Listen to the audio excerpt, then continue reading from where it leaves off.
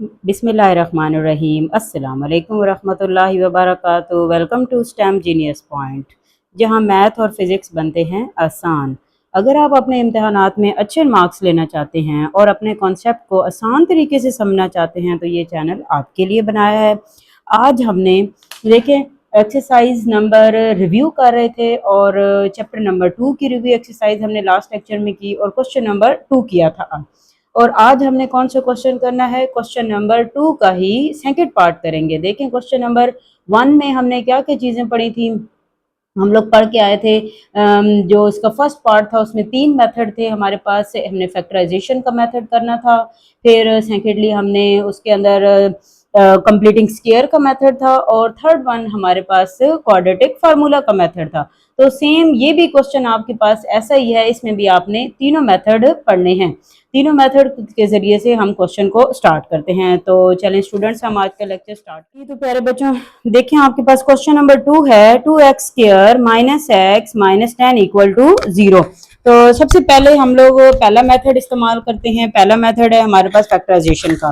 Factorisation में क्या काम करते हैं, सबसे जो पहला नंबर लिखा हुआ है, जैसे यहाँ पर 2 है, उसको आपने मल्टीप्लाई किसके साथ करवा देना है, -10 के साथ। तो मल्टीप्लाई करवाने से क्या हमारे पास आंसर आ रहा है, 20 आंसर आ रहा है। अब हमने दो ऐसे नंबर्स लेने हैं जिनको मल्टीप्लाई करवाने से हमारा आंसर बन जाए -20 और प्लस माइनस करने से हमारा क्या आंसर आना चाहिए, सेंटर वाली टर्म आनी चाहिए, जो कि क्या है हमारे पास है -1। यहाँ पर हमारे पास क्या दी हुई है, -1। तो हमें पता है कि देखें कौन से दो मल्टीपल हैं, 5 को 4 से मल्टीप्लाई करें तो क्या आ जाता है 20। अब 5 और किसके साथ हमने अब प्लस का साइन लगाना है, किसके साथ माइनस का साइन लगाना है, तो मैंने ये आपको बहुत बार बताया हुआ है, मैं फिर से आपको बताती हूँ। आपने यहाँ पर बड़ी वैल्यू के साथ वो साइन लगाना है जो ऊपर हमने रिक्वायर्ड होगा। ऊपर हमें क्या रिक्वायर्ड है, माइनस, तो बड़ी वैल्यू के साथ कौन सा साइन आ जाएगा, माइनस का, और ये हो जाएगा प्लस। तो ये वाले अब हमने दो फैक्टर्स को लिखना है। कौन से दो फैक्टर्स हैं, 2x square as it is आ जाएगा, -x की जगह पर क्या लिखेंगे, -5x और 4x -10 इक्वल टू 0। अब पहले दो में से हम लोग कॉमन निकालते हैं, x हमारा कॉमन आ रहा है तो बाकी रह जाएगा 2x एंड 5। अगले में से क्या कॉमन आ रहा है, 4 एंड 10 कौन सी टेबल पे आता है, 2 पर, 2x एंड 5 इक्वल टू 0। अब हमारे पास 2x minus 5 and x plus 2 equal to 0। और इसके साथ हम लोग अब सॉल्यूशन सेट निकालते हैं, क्योंकि हमें x की वैल्यूज फाइंड करनी है। तो दोनों वैल्यूज को हम इक्वल टू किसके कर देंगे, 0 के। x प्लस 2 भी इक्वल टू 0। यहाँ से सबसे पहले हम लोग x के निकालते हैं, 5 हमारा उधर चला गया, उधर जाकर क्या हो जाएगा प्लस, और x की वैल्यू क्या आ जाएगी 5/2। ओके, ये आ गई x की वैल्यू 5/2।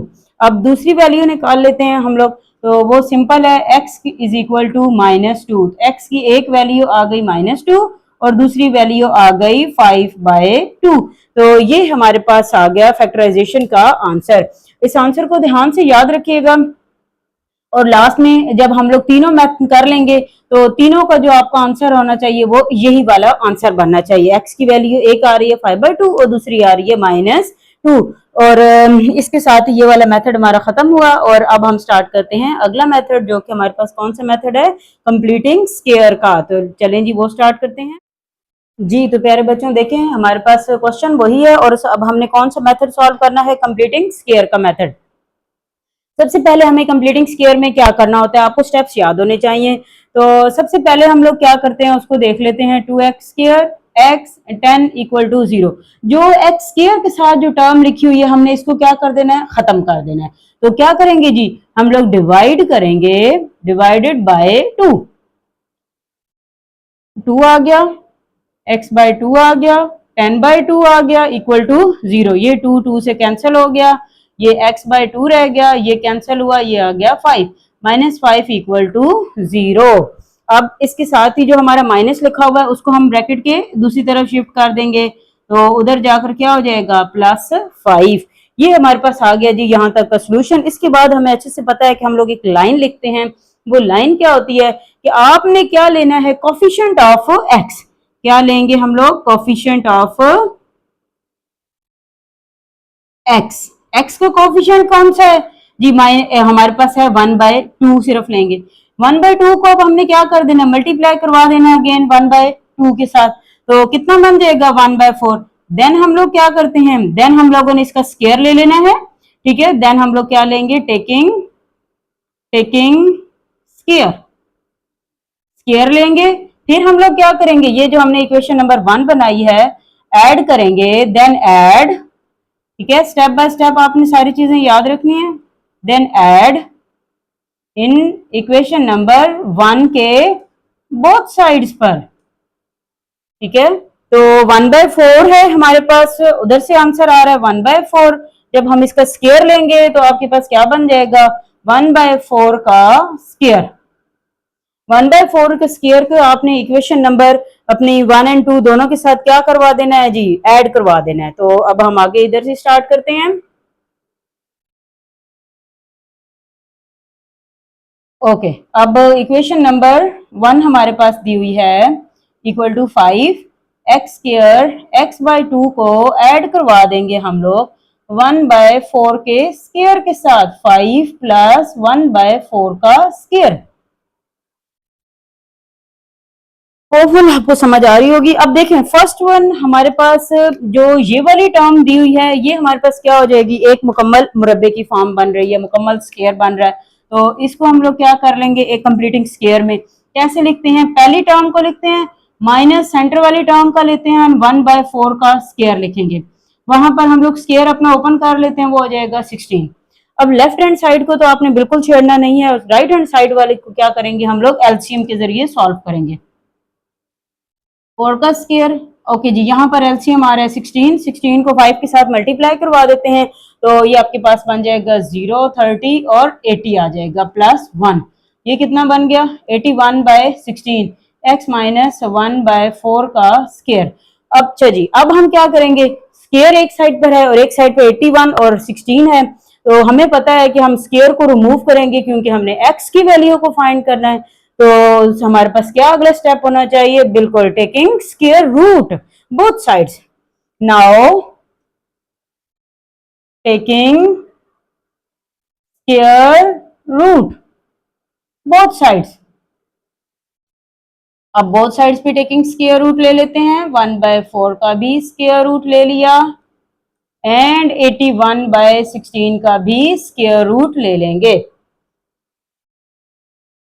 ओके जी, ये स्क्वायर रूट के साथ कैंसिल हो जाएगा, तो रह जाएगा x माइनस 1/4, एक दफा टर्म को प्लस में एक दफा माइनस में।